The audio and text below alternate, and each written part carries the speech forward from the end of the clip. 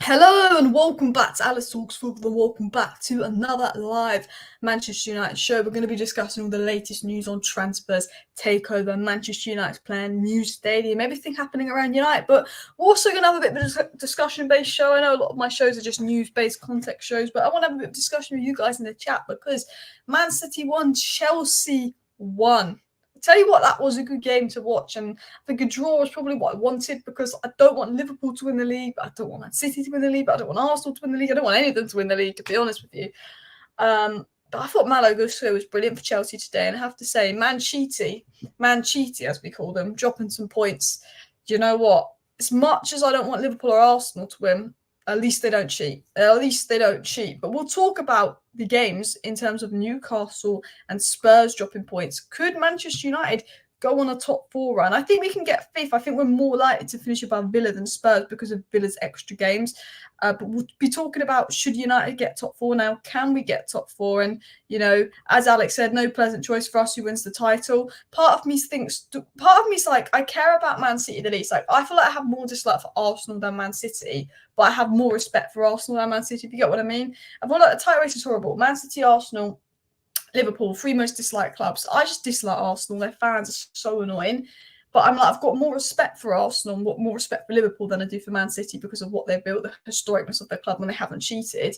But because Man City's fans are irrelevant, if Man City win, you don't notice. Whereas if Arsenal win, they're going to be unbearable. If Liverpool win, they're going to be unbearable. So we're in this awful position where I was kind of just hoping that Spurs were going to win every game and somehow win the league, which was never going to happen, or Villa was going to do the same. Because the other three clubs...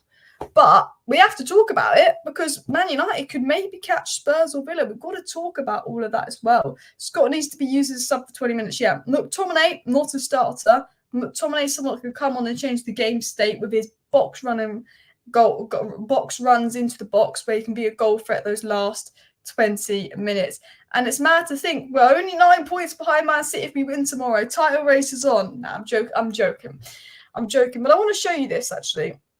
I want to get this up. I do want to have a chat about Sancho and Pelistri's loans as well. Pelistri doing well, Sancho not doing as well. We'll have a discussion about that. So I tweeted this earlier. I said Luton away is not an easy game, but it's important that we win and take advantage of others dropping points. A win would mean 3 points of 5th place and 7 clear of 7th. Additionally, 5th place might secure UCL next year. Not that should be the standard, but it's key for funds and the transfer window. I don't think I'm going to celebrate if we get in the Champions League next season because, one, how hard the season's been with the injuries, the challenge, some of the VAR decisions, and two, because Ineos are going to be at the realms with Omar, Berrada, potentially Dan Ashworth, more budget if we get UCL, more pull. So for me, the fact that we are 3 points off 5th place and 5th place could get us in the Champions League next season is a big positive. And although I don't think we should celebrate top four, we do have to look at it from that perspective of how big top four can be. Click the wrong. No. There we go. You see that on the screen. That is the league right now. Obviously, I did that. That is actually how it will stand because I did that at 0-0. So we are on 37. We are on 41 points. We will be on 44 points if we win tomorrow. Now, win is easier said than done. Luton away is a very, very difficult game. But to be, 4-5 points. Did I say 3 points off 5th? Yeah. To be 5 points off 4th and 5th with 13 games to go, with Villa being in Europe, but we've got Martinez injured. I mean, it's going to massively depend on injuries, but there is really the potential there for United to push and potentially get in top four, or at least get Europe, which would be absolutely massive as well.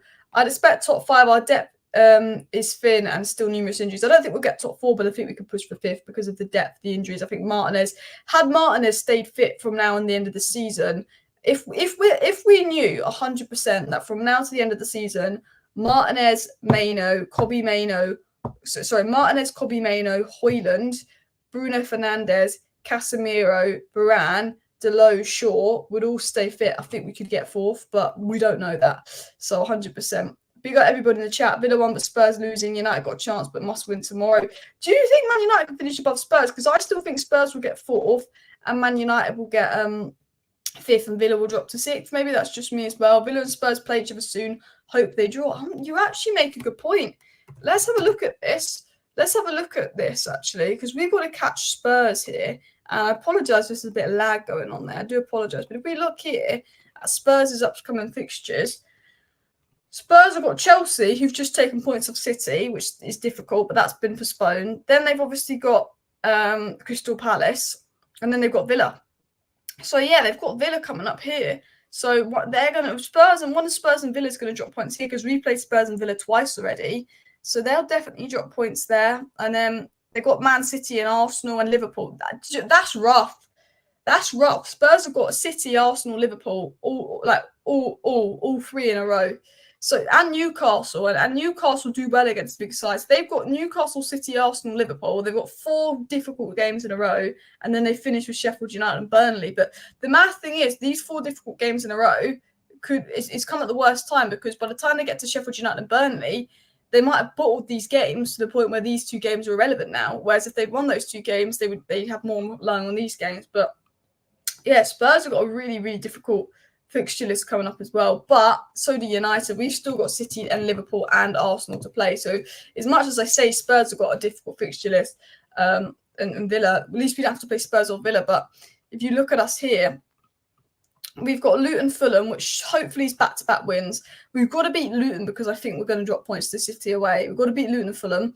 And then Everton, I think, will win. Sheffield United, we should win. Brentford, if they defend anything like they defended today against Liverpool, we can win. Chelsea, we don't really lose to Chelsea, to be fair.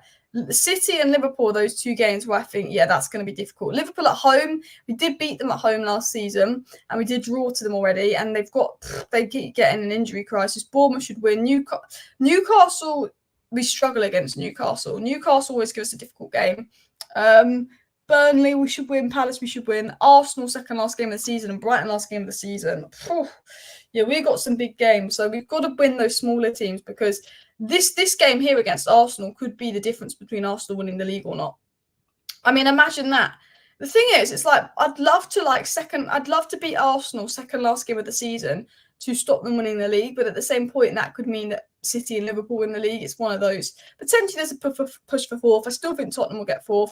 Villa will get 4th. Emery, a better manager than Ange. I think Ange is a very good manager. I think he does have rest events issues like United. I just think he doesn't quite have the players or the squad quite back in yet as well. I think we must concentrate on winning, and if we can win most of our remaining matches, we stand a good chance of reaching top 4, 100%. And Liverpool are slowly starting to fall apart with injuries. They won today with all those injuries, but they really are falling apart. So it's going to be really interesting to see how this season goes. But I think for most of us, I think we've sort of just said that this season at United's a write-off.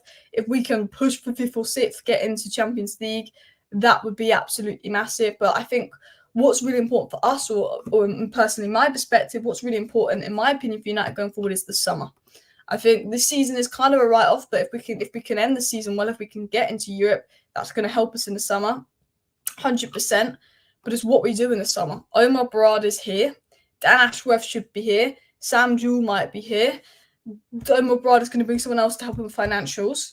What are United going to do in the summer? Who are the names that United have been linked to? Who are the names that Ineos are looking at? What can be done in the summer? And actually, why am I quite happy about what United's summer plans are? So I want to dive in and have a discussion really about United and Manchester United's summer plans and all of that for you guys as well. And I'm trying to scroll down to a post that I found, and I can't find it now, that I wanted to share with you on my screen. I've got it in my notes. I can just read it out of my notes about Manchester United's sort of summer plan, which I'm going to dive into now. I'm happy with Champions League place because we've had one of the worst injury lists last season. Yeah, the standard shouldn't be top 4, top 5 getting the Champions League, but I think from where we've been this season, it would be massive as well. Do you think we are benefiting not being in Europe? We look fresher and play tactics improved lately. 100% agree. I think it's a mixture of not being in Europe, being fresher, but also having key players back, and also maybe a tiny bit Ineos just coming in, and maybe that's having a positive effect on the camp, the atmosphere at United, just having Ineos come in and be positive as well. From a revenue standpoint, Europa qualification is the minimum, I agree. Will we get rid of our negotiating team? Well, that's exactly what we're doing. My big worry is that there's only 1 or 2 games in, is the outs. Now, I spoke to someone about Manchester United and Manchester United's plan and all of that, and he gave me a bit of insight, and he said, there's a lot of things Ineos want to do in the inside, but they know that the outside must be addressed first. And when I say the outside, I mean the outs. And what I'm concerned about is getting players out. I think McTominay we can sell. I think this will be our last summer to really get some good money from McTominay, because although he's been important coming off the bench, in the long term, he's not a starter and he's not good enough for United. And while he's a good out off the bench, we have an opportunity to get 40 million from McTominay now and sell him on while we can, because he's not going to be part of the long-term project. He's on low wages. Lindelof, we've given a 1-year contract extension to. I think that Maguire's a better defender than Lindelof. I think Varane's a better defender than Lindelof. And to be honest, I think I'd rather see Willy Kambala play than Lindelof, which is no disrespect to Lindelof. Lindelof is a fourth-choice centre-back that does a job. But if we want to bring in another centre-back, we're going to have to sell a centre-back. And Lindelof, for me, when he's on lower wages than Maguire, I think we can get 15, 20 million for him. I think those two will be relatively easy to sell. Evans, Amrabat, Martial just kind of walk out the club because of contract. Varane potentially walks out the club because of contract, which I don't really want to happen. But the names that I'm thinking about selling, and I'm thinking we need to sell, is Jadon Sancho and Anthony. 2 high-wage players. 2 players that one is not good enough, the other doesn't have the right attitude, but probably has the qualities. They're 2 players that United need to sell. And if United can sell those players and we can somehow get some decent money, which is a lot easier said than done, I think we're in a position that strengthens us for the summer.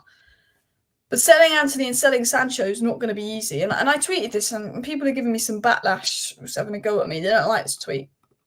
And, look, I said, shame Sancho's been crap on loan so far. Really hope he picks up form. After refusing to play for the club, we can't bring him back even if Ten Hag leaves. But at this rate with his wages, he's going to be hard to sell. Hopefully, Ineos turn this loan around. So hopefully, he turns his loan around, or Ineos will have a tough job getting him out. And maybe I was harsh to say he's been crap on loan.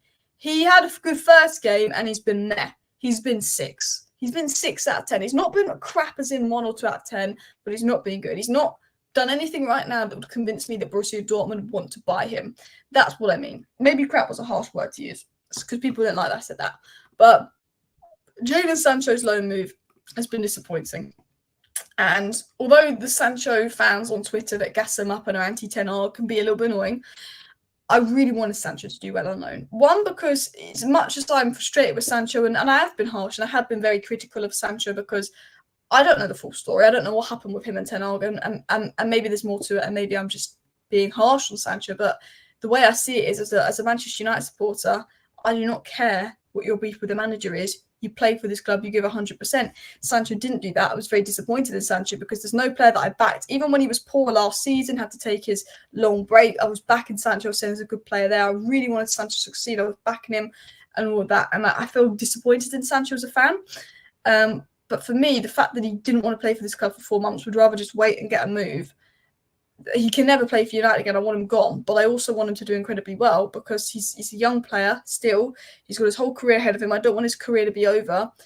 And I want to sell him. And I think the fact that Sancho's loan has been meh is going to be difficult to sell. The fact that Anthony's season has been meh is going to be difficult to sell. Why? Because of their wages. Lindelof and McTominay are on affordable wages. Sancho isn't. Anthony isn't. And for me, when we talk about the ins, they can't happen until the outs happen. And Sancho and Anthony is going to be incredibly difficult for Ineos to sell. And hopefully they do get some success and achieve some success in trying to sell them. Hannibal will not stay at Sevilla either. Apparently he has an attitude problem. Do you know what? He's a young kid on loan in a new country. And within 2 days, the manager's called him out publicly multiple times. I know I supported Ten Hag in calling out Sancho publicly, but Sancho had been at United 2 seasons and Ten Hag didn't really call him out publicly. He was just asked about it. And then Sancho put out a statement and made it public. I do not like the Sevilla manager, the way that he's happily just dropped Mesbury from the squad and called him out publicly. It's almost, I feel that this is a young player on loan. This is different to Sancho Ten Hag, and also Sancho made it public. This is different because this is a young guy that's just got there on loan, that had one squabble in training, and the manager is calling him out. I generally think the way that Sevilla have handled it is weird because I don't believe that Mesbury is what those at Sevilla are making him out to be. And from what I've heard, he's not causing any issues. It's just the manager that's a problem with him. And the manager's saying he doesn't know what it's like to be at Sevilla, doesn't know what it's like to be at Sevilla. And I can't get my head around that.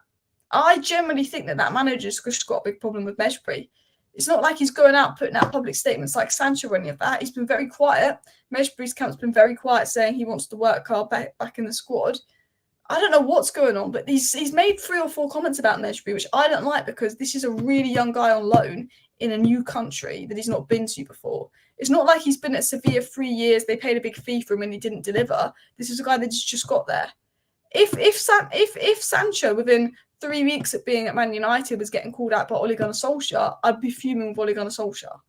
This is about the fact that he's new. And yeah, I really don't like this Mejbri treatment and what's going on with Hannibal Mejbri, in my honest opinion. I think it's weird as well. The gaffer's scapegoating Hannibal to distract from their relegation battle. It feels like Hannibal Mejbri's just become the scapegoat there, and I can't get my head around it as well.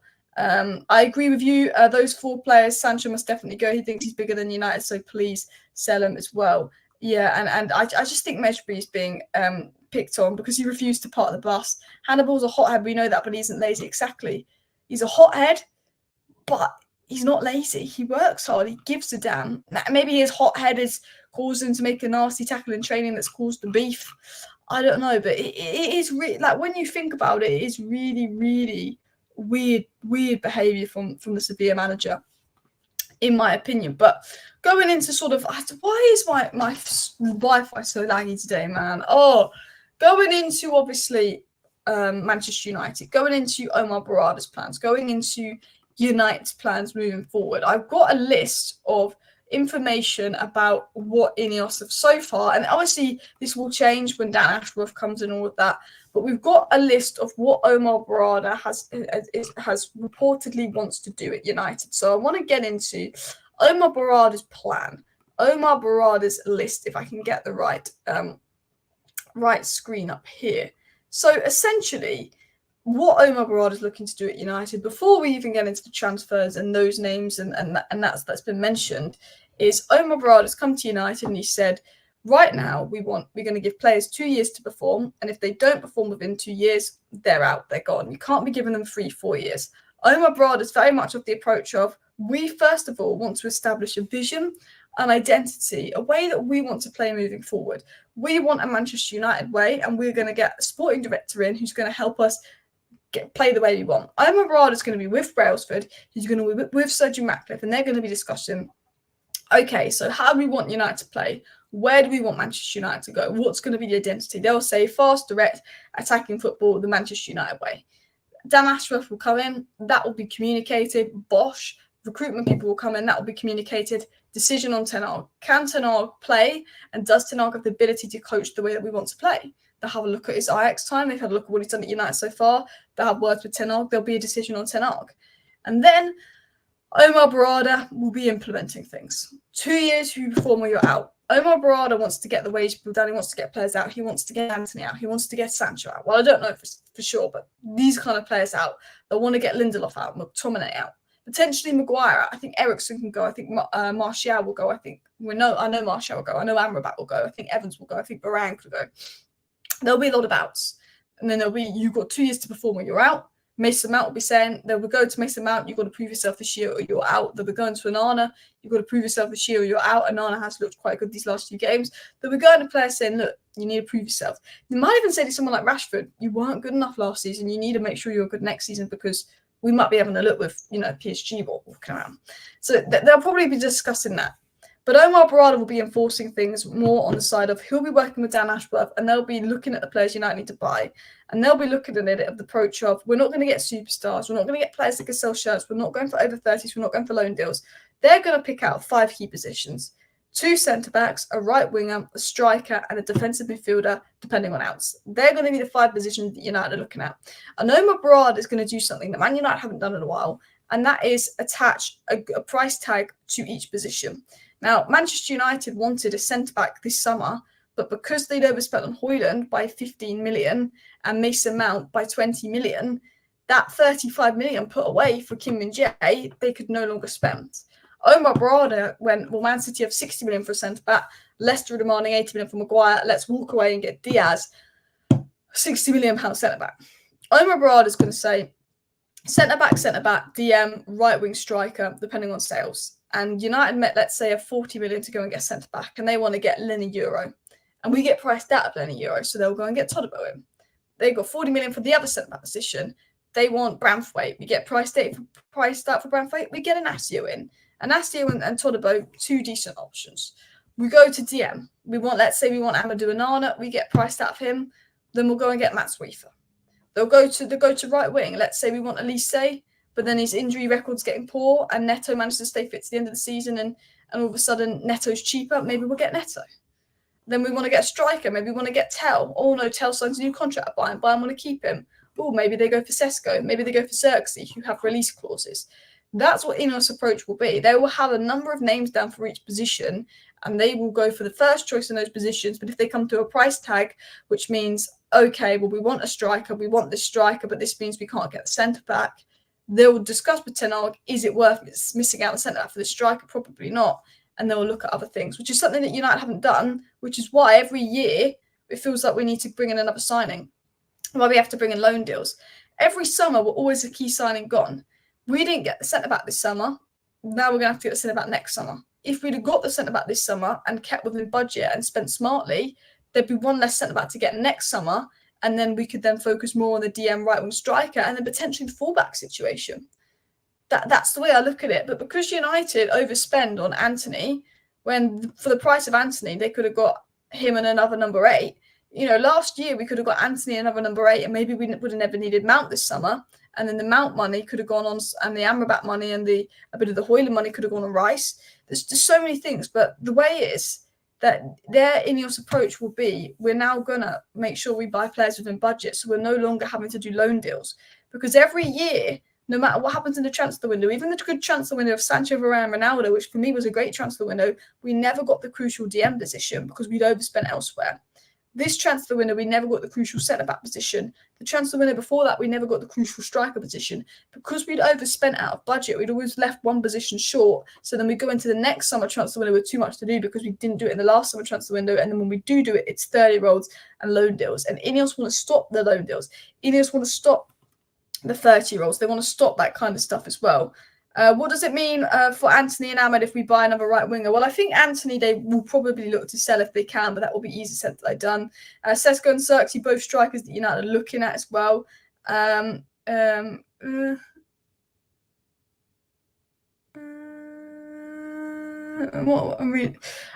can't spend 85 million on Maguire type defender. I agree. Big salary owners will only go if you take a loss and buy them out. Unfortunately, that could be the case as well. More importantly, they didn't sell Maguire or Scott last summer. That's basically Kim and Jay right now. Exactly, very good point from Alex as well. And do hit the like buttons, guys. 195 likes. Let's go for 100 likes. We're also on the way to 78.1k as well. But I wanted to talk about the list of names. So, who are so far Ineos' list of names? So at right centre-back, Ineos like Lenny Euro of Lille, Antonio Silva at Benfica, and Todibo of course, Nice. I was about to say Monaco. At left centre-back, they like Branthwaite of Everton and Anasio of Sporting Lisbon. At right wing, they like Elise, they like Neto, and they like Williams. Someone's out there said they like Bakayoko, but those links aren't credible. And at striker, they like Tel and they like Xerxes. Now, if we look at all those players and we look at their age, so the first Ineos target, Lenny Euro, is 18 years of age. 18 years of age. Just, that's crazy how good he is. The second Ineos target, Antonio Silva, is 20 years of age. And the third Ineos target, Todibo, is 24 years of age. You then look at the left centre-back targets. The first one in Branthwaite is 21 years of age, and I believe Anasio is 23 or 24 years of age. Anasio is 22 years of age. You then look at, okay, who are the right wing options? Elise, who's 22, Nico Williams, who I believe is 21, if I'm correct with that, and then, of course, Pedro Neto, that I believe, again, is 22 years of age. So if you notice that, every single player we're linked to is between 18 and 24. Most of them are 20, 21, 22, 23. Tel is 18. And of course, Xerxes, I believe, is 21, 22. You've noticed that all these players that Ineos want us to look at as two 18-year-olds and the rest of them are 18, 19, 20. So the two 18-year-olds, the rest of them are 20, 21, 22, 23, 24. Ineos want this age a few hidden gems that are really young, but age 20 to 25 approach. Lenny Euro, rumoured to be about 40 million. Todibo rumoured to be 40 million. Branthwaite rumoured to be 40 to 50 million. Anasia rumoured to be 40 to 50 million. Elise rumoured to be 50 million. Bakayoko rumoured to be 30 million. Neto rumoured to be 50 million. Nico Williams rumoured to have a 43 million release clause. Tell rumoured to be 40 million. And Xerxes rumoured to have a 35 million release clause. From what reports suggest, and of course, I want to say, do take this information with a big pinch of salt, because we don't know who our official targets are until Dan Ashworth comes, and this is what we're just saying now.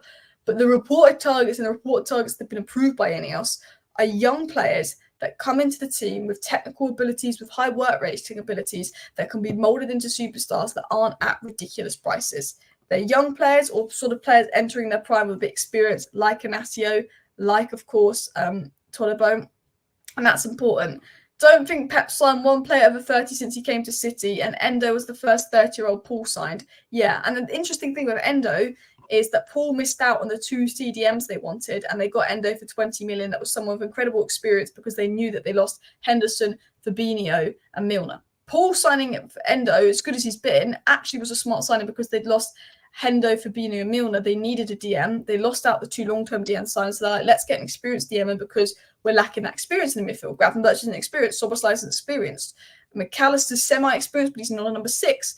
And you're right. City and Liverpool weren't signing over 30s unless it made logical sense with someone like Endo. But United, if we look at 10 or 16 signings, only 6 of them haven't been loans or players over 30. Ericsson was over 30. Casemiro was over 30. Johnny Evans, over 30. Amrabat is a loan. Weghorst is a loan. Sabitzer is a loan. And you look at players like Bayindir, does that really even count as a signing? Does Bayindir count as a signing? Probably not. Because he's just second goalkeeper. Jack Butland, over 30. Dubravka, they weren't even important signs. But what I'm saying is, other clubs don't do these over 30 signings or these loan deals, and that's the good thing that Ineos and Omar Berrada will hopefully come in and change. Pedro Neto would be class.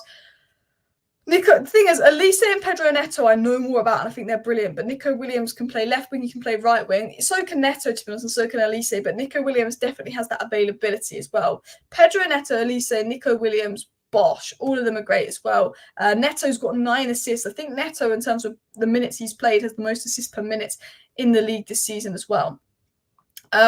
People say we should look at the Ajax player. Yeah, and I know the one you're talking about.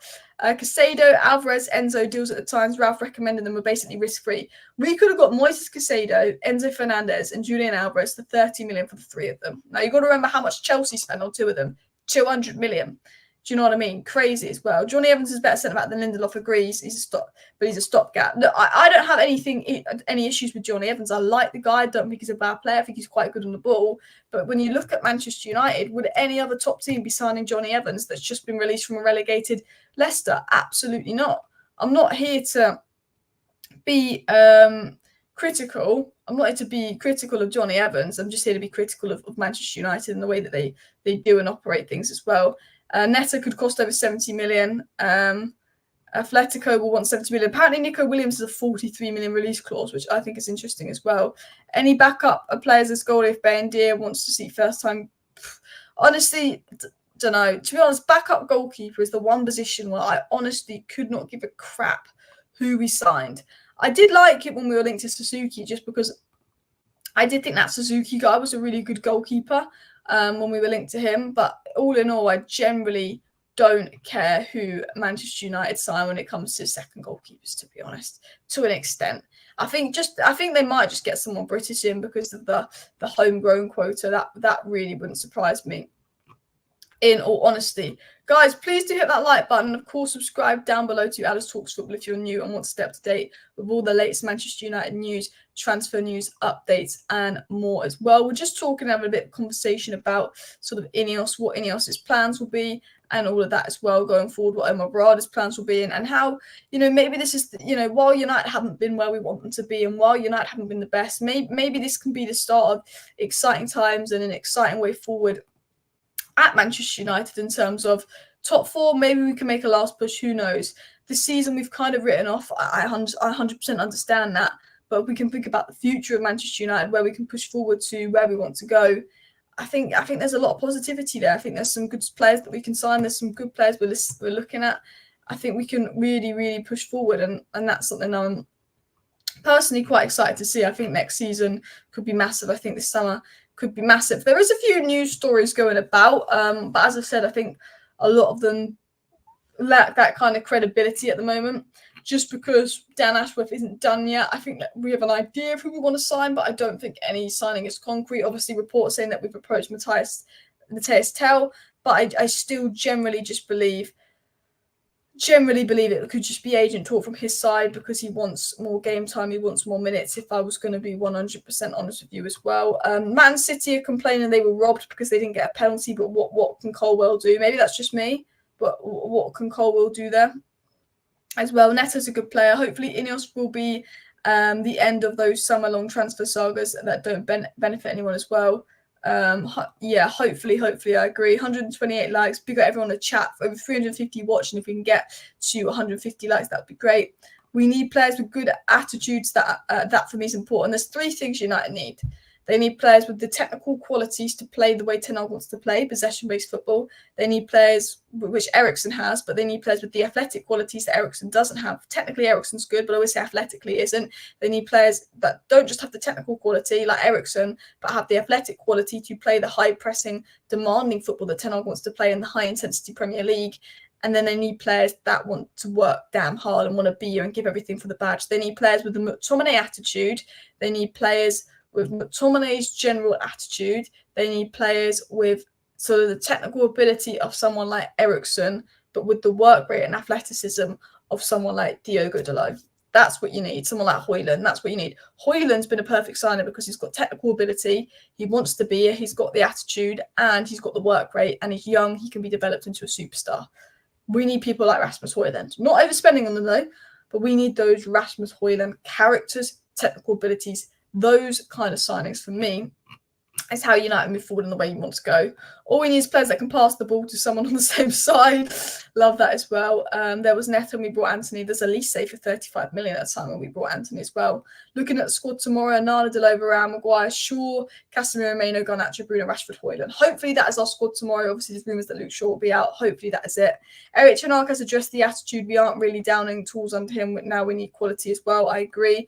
Ten Hag definitely got stricter and cracked down on players, as you can see with Sancho's exile, and you can see with just the fact that Ronaldo left, even Garnacho and Rashford have been disciplined early on. It's more about attitude as well. With Sancho, there's a lot, like Pep's called out players, Poch has called out players. Sancho got called out, he had a strop and went on social media. Sancho, you can't help players that don't want to help themselves, and that is the case with Sancho. So you're absolutely right. But listen, people, big up everybody. Luke Shaw's travelled for tomorrow. Big news. Big news. Luke Shaw's so important.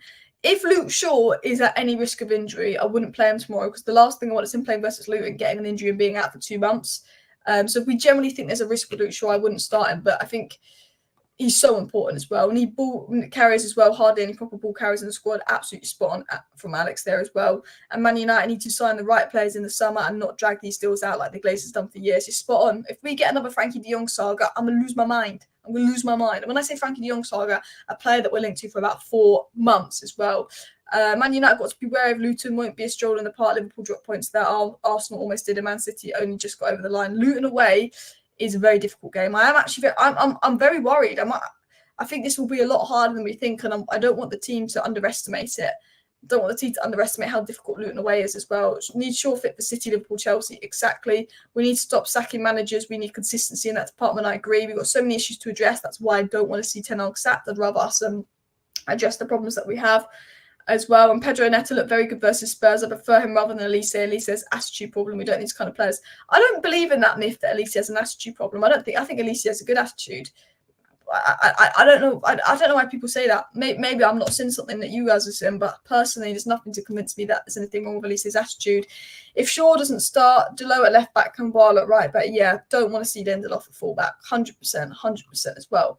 But listen, people, I'm going to wrap up today's live stream. It's just a short chit chat show, really. It was more context based, talking about United, talking about Luton game, talking about other teams dropping results. We're 30 subscribers away from 78.1k. So do subscribe if you're new, because I will be back tomorrow morning with a video, and then we'll be back with a watch along, and then we'll be back with a match reaction. And if the game's really dramatic, we might even be back with a 10 p.m. live stream tomorrow. So please do subscribe if you're new. There could be 3 or 4 bits of content out tomorrow. There will at least be 2. Smash a like, and see you next time. Thank you for watching. Bye.